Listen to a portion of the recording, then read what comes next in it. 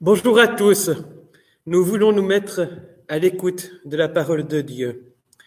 Et pendant ce temps de confinement, nous avons pensé, bon, Virginie et moi-même, de revisiter quelques éléments centraux de la vie chrétienne et de la foi chrétienne. Des choses que nous sommes tous appelés à vivre et qui font en quelque sorte le cœur de notre foi, de notre vie de chrétien. Et ce matin, j'ai choisi de parler de la repentance. Un mot qui peut peut-être faire peur, un mot qui va peut-être demander à être expliqué. Ne vous inquiétez pas, si vous ne savez pas ce que ça veut dire, à la fin de la prédication, ça sera beaucoup mieux. Je voudrais introduire le sujet avec deux extraits du Nouveau Testament qui montrent que la repentance fait partie du message que les disciples de Jésus portent autour d'eux dans le monde. Dans l'Évangile selon Luc, au chapitre 24, les versets 46 à 47, Jésus, ressuscité, dit la chose suivante à ses disciples.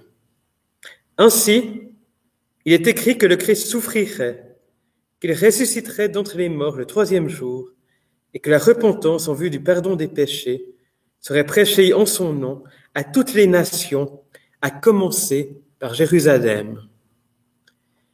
Et dans le livre des Actes, au chapitre 17, verset 30 à 31, c'est l'apôtre Paul qui termine son discours ainsi, à Athènes.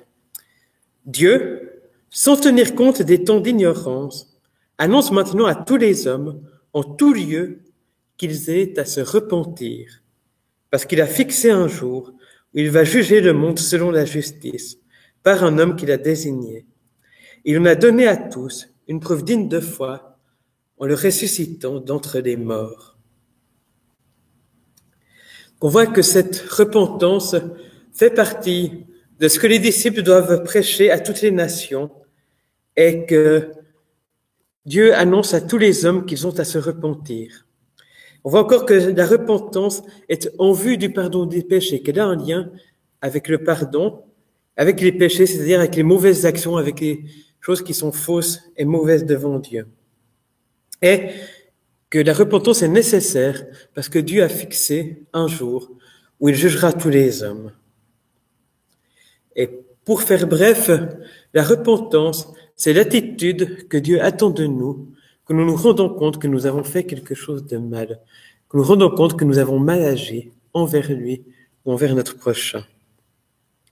Et pour voir les caractéristiques essentielles de cette repentance, nous allons lire maintenant un texte de l'Ancien Testament, le psaume 51. Je vais commencer par les deux premiers versets qui permettront de poser le contexte avant de lire la suite où on verra l'essentiel de cette démarche de repentance. Psaume 51, versets 1 et 2. Psaume de David, appartenant au répertoire du chef de chorale. Lorsque le prophète Nathan alla chez David, parce que celui-ci était allé chez Bathsheba. C'est donc un psaume, un chant qui appartenait au répertoire du chef de chorale, c'est-à-dire qui faisait partie du recueil de chants que les Israélites utilisaient, qu'ils chantaient dans leur culte. Donc, écrit par le roi David dans une circonstance particulière, mais c'était aussi utilisé en d'autres circonstances, à d'autres moments. Et ça fait référence à une histoire qu'on peut lire dans le livre de 2 Samuel, au chapitre 11 et 12. En résumé, le roi David a vu depuis son balcon une belle femme, nommée Bathsheba, qui prenait son bain. Et il l'a désirée, il a envoyé des messagers pour lui dire de venir chez lui. Il a couché avec elle. Et ensuite, pour masquer cet adultère, il a fait en sorte que le mari de Bathsheba soit tué à la guerre, que cet homme soit mis en première ligne du combat, puis que les autres combattants l'abandonnent pour que les ennemis d'Israël le tuent. Donc, pour faire bref, David l'a tué par l'entremise de leurs adversaires. Et là, on peut dire que David est tombé aussi bas que possible dans l'adultère, dans le meurtre et la trahison. Et David a été repris par le prophète Nathan, qui est venu lui montrer que ce qu'il avait fait était inacceptable et que Dieu était au courant. Alors, on pourrait parler de cette histoire en long et en large. J'aurais beaucoup de choses à dire sur cette histoire. On pourrait parler du danger de l'adultère. On pourrait se demander ce que David faisait dans sa capitale alors que son armée était à la guerre. On pourrait souligner les dangers du pouvoir mal géré, des abus de pouvoir et d'autorité.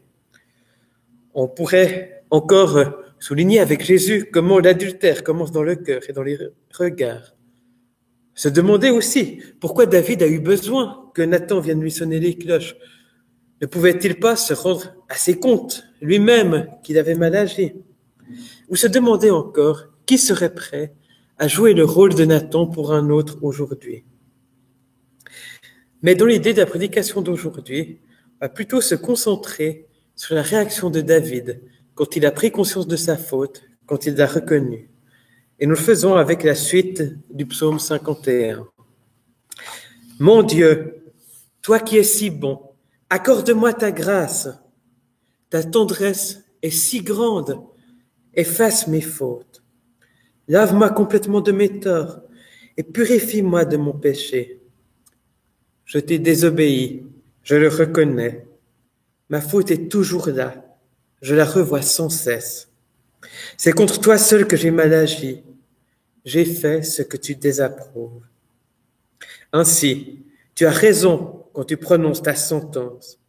Tu es irréprochable quand tu rends ton jugement. Moi, je fus enfanté dans la faute, dans le péché ma mère m'a conçu.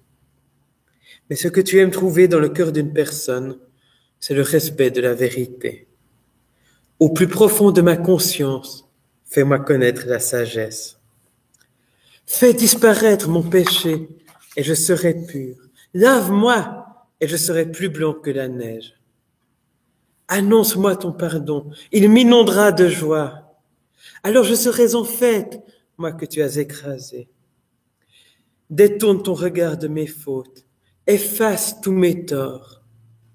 Mon Dieu, crée en moi un cœur pur, renouvelle et affermis mon esprit. Ne me rejette pas loin de toi, ne me prive pas de ton Esprit Saint. Rends-moi la joie d'être sauvé, que ton esprit généreux me soutienne. À tous ceux qui te désobéissent, je dirai ce que tu attends d'eux. Alors les personnes qui ont rompu avec toi reviendront à toi. Dieu, mon libérateur, délivre-moi de la mort, pour que je crie avec joie que tu es juste. Seigneur, ouvre mes lèvres et je te louerai. Tu ne désires pas que je t'offre un sacrifice. Même un sacrifice entièrement consumé ne te plairait pas. Mon Dieu, le sacrifice que je t'offre, c'est moi-même avec mon orgueil brisé. Mon Dieu, ne refuse pas mon cœur complètement brisé. Sois bien disposé pour Sion, fais-lui du bien. Rebâtis les murailles de Jérusalem. Alors tu aimeras qu'on t'offre des sacrifices justes, des sacrifices entièrement consumés. Alors on présentera des taureaux sur ton autel. La chose qu'on peut voir dans ce psaume, c'est combien il est tourné vers Dieu et combien il part de Dieu. David commence en soulignant combien Dieu est grand, combien Dieu est bon, en demandant que Dieu lui accorde sa grâce. David souligne combien la tendresse de Dieu est grande et lui demande d'effacer ses fautes. C'est parce que Dieu est bon que David peut se tourner vers lui. David n'a plus de quoi faire confiance à lui-même, avoir confiance en lui-même, mais il fait confiance en la bonté. David était quelqu'un qui connaissait déjà Dieu, qui savait déjà combien Dieu est bon et bienveillant. Mais pour tous ceux qui nous écoutent et qui ne savent pas encore qui est Dieu, bien sachez que Dieu est bon et qu'il est bienveillant et qu'il accueille avec faveur ceux qui se tournent vers lui. Et David reconnaît qu'il a péché envers Dieu. Il dit même, c'est envers toi seul que j'ai péché.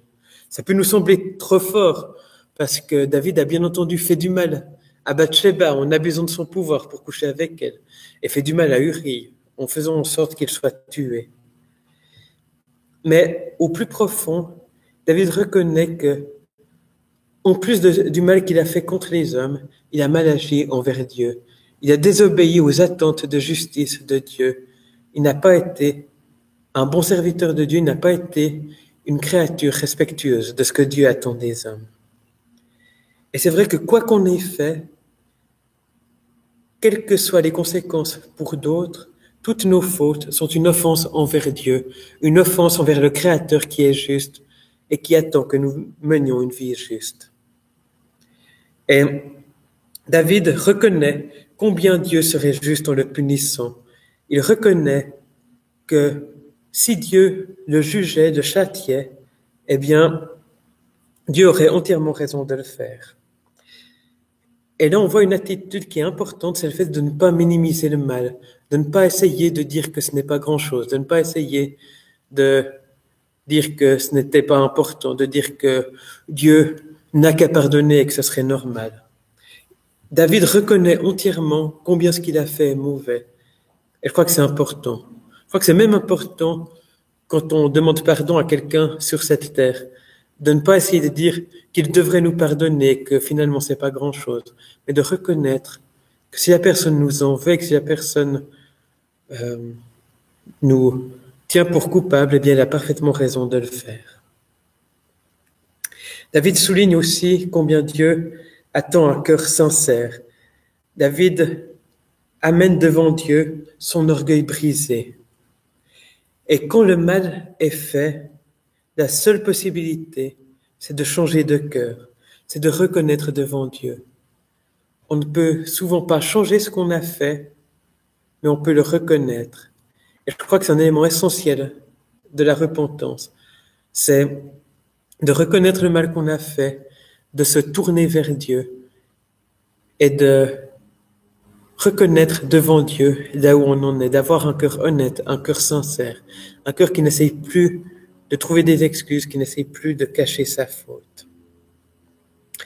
Et David reconnaît plus que sa faute du moment. Il reconnaît aussi combien le mal est profondément ancré en lui. Il dit, moi je fus enfanté dans la faute, dans le péché, ma mère m'a conçu. Il ne veut pas dire par là que l'acte par lequel il a été conçu était en soi un péché, mais il veut dire que le mal est profondément ancré en lui. Il veut dire que, quelque part, que le mal qu'il a fait dans cette histoire n'est que l'expression du mal qui est profondément ancré dans son cœur. Il reconnaît qu'il a besoin de changer de cœur, plus encore que d'être pardonné de ce qu'il a fait là. Et il attend de Dieu le pardon, il demande de Dieu d'être pardonné, il demande que son péché disparaisse, il demande que son cœur soit lavé. Et dans tout cela, David anticipe le pardon qui va devenir possible par Jésus-Christ. Il anticipe ce que Jésus va faire. Et quelque part, si David peut être pardonné, c'est aussi parce que Jésus va mourir pour ses péchés. En effet, c'est parce que Jésus est mort sur la croix que nous pouvons être pardonnés.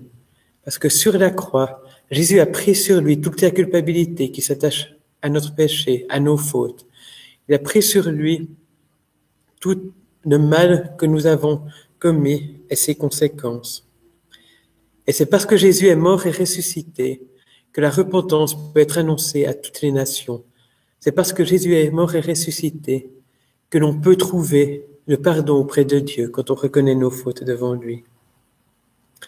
Mais David ne veut pas seulement être pardonné. David demande aussi de changer. David demande un cœur pur. David demande l'Esprit Saint pour pouvoir changer.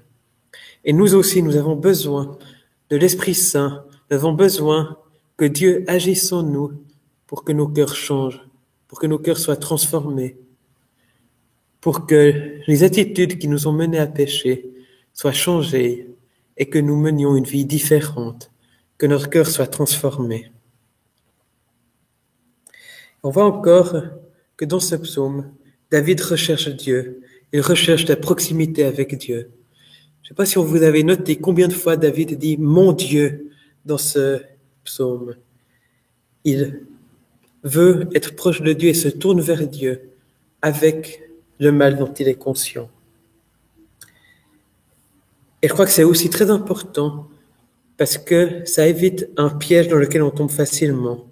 Le piège de s'éloigner de Dieu, le piège de rester loin de Dieu à cause de notre culpabilité, le piège de ne pas oser se tourner vers Dieu parce qu'on sait qu'on est indigne de sa présence, parce qu'on sait que notre mal, nos mauvaises actions sont contraires à la volonté de Dieu.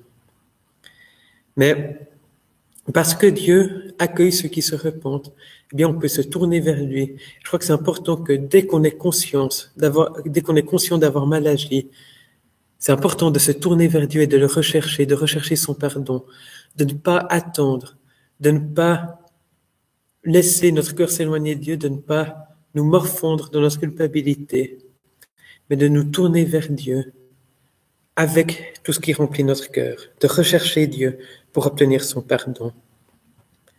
David souligne aussi que Dieu n'approuverait pas un sacrifice, que les sacrifices ne servent à rien sans la repentance, que tous les actes cultuels que nous pourrions accomplir, tous les actes religieux ne servent à rien si on n'a pas mis notre cœur en ordre devant Dieu. D'ailleurs, quelque chose que Jésus soulignait aussi, que si on a conscience que quelque chose ne va pas, que quelqu'un a des raisons de nous en vouloir, eh bien, on peut nous offrons de laisser tout ce qu'on aurait pu amener devant Dieu là en plomb pour d'abord aller se réconcilier avec celui qui nous en veut, pour d'abord régler le problème de notre péché. Mais une fois que le pardon est reçu, alors le culte redevient possible. Redevient possible pour David, pour les Israélites, d'offrir des sacrifices. Il redevient possible pour nous de nous approcher de Dieu et d'offrir notre louange. Et on peut aussi voir dans ce que David exprime la joie du pardon, la joie du salut, le fait que ses lèvres loueront Dieu quand il sera pardonné. Autant, dans sa démarche de repentance, David peut être abattu, souligner combien son orgueil est brisé, combien son cœur est brisé. Autant, David sait que quand il recevra le pardon de Dieu, eh bien, il aura la joie, il sera dans une joie immense. Qu'il y a une immense joie à être assuré du pardon qu'on reçoit auprès de Dieu.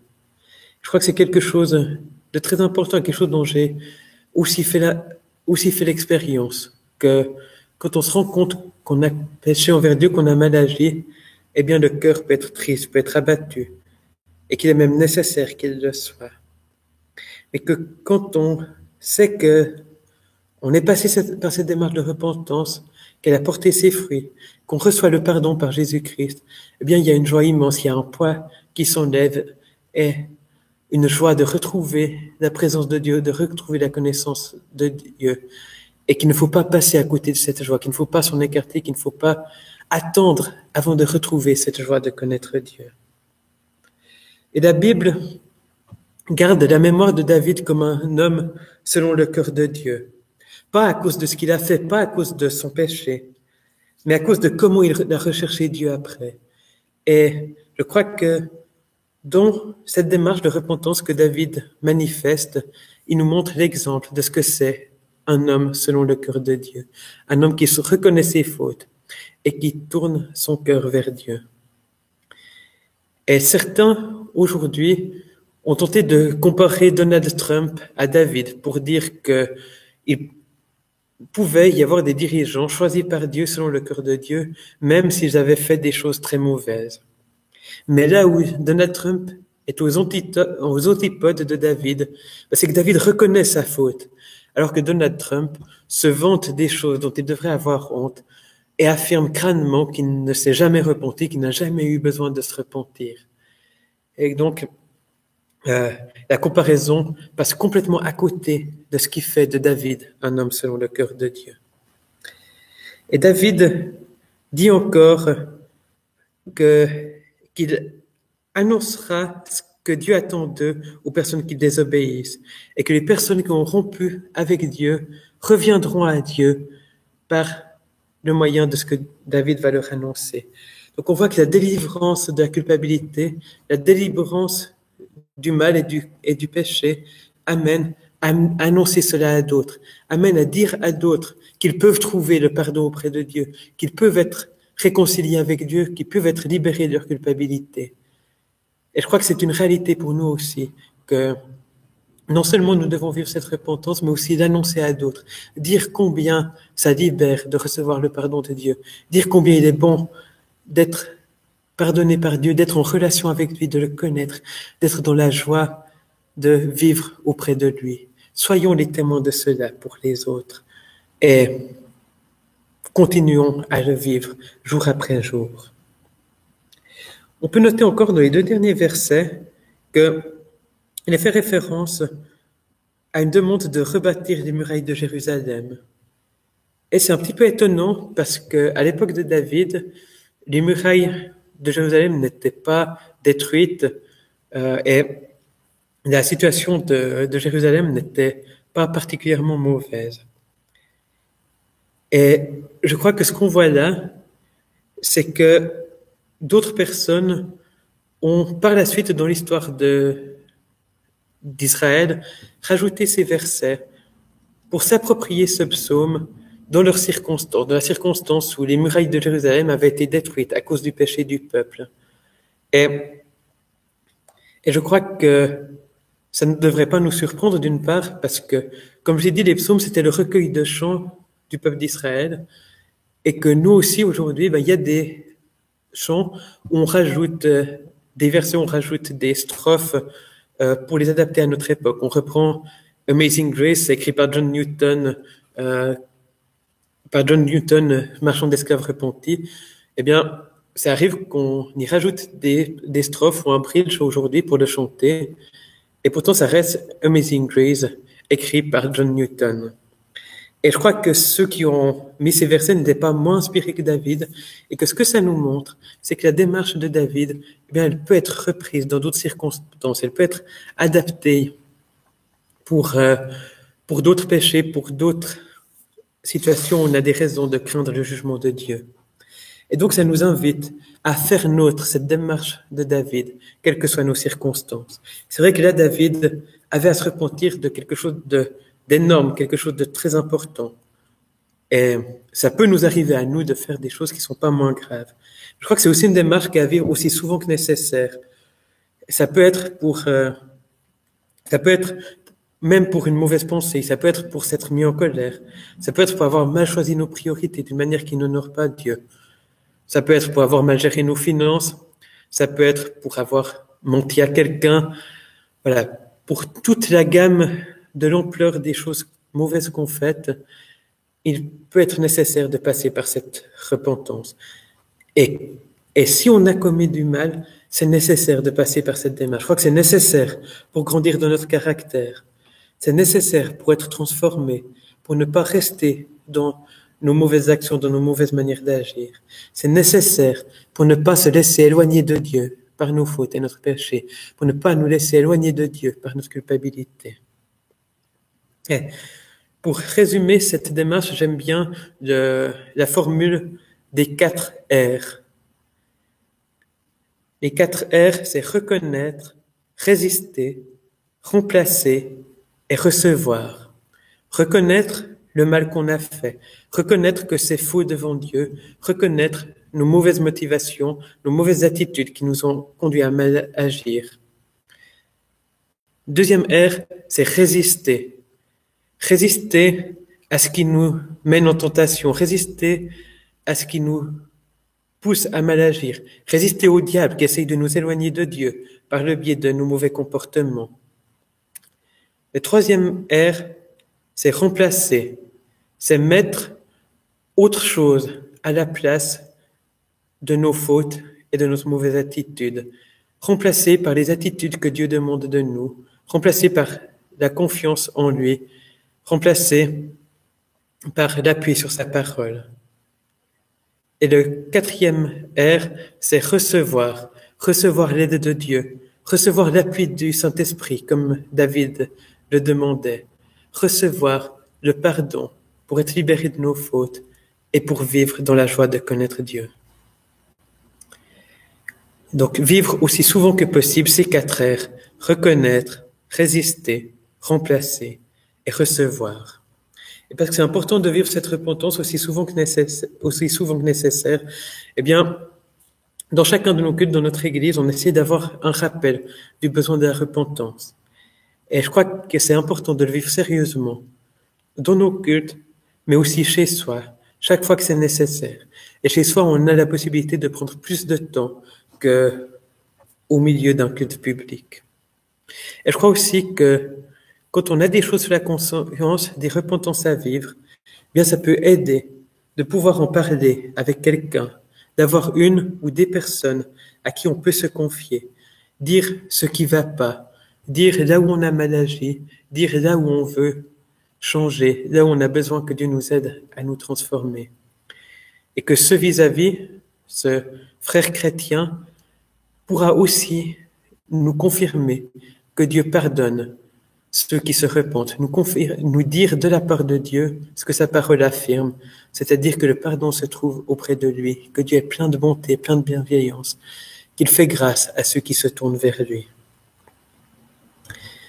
Et tout cela porte bien entendu d'autant plus de fruits par l'assurance du pardon de Dieu en Jésus-Christ, parce qu'on peut être certain que Dieu nous pardonne, parce que Jésus est mort sur la croix et a pris ses fautes sur lui. Et ce pardon ne rend pas la repentance superflue, mais la rend fructueuse. Parce que Dieu offre ce pardon en Jésus-Christ, mais nous pouvons vivre une démarche de repentance avec de l'assurance de trouver la grâce. Et par Jésus-Christ, la repentance peut être prêchée à toutes les nations, parce que tous peuvent recevoir ce salut, parce que tous peuvent recevoir ce pardon, et que personne n'est trop mauvais, personne n'est trop éloigné de Dieu pour pouvoir être pardonné, être réconcilié avec lui par Jésus-Christ. Alors, tournons-nous vers Dieu avec confiance, avec humilité, avec sincérité. Que Dieu nous aide à prendre conscience de notre péché, que Dieu nous aide à venir vers lui, que Dieu nous aide à être transformés.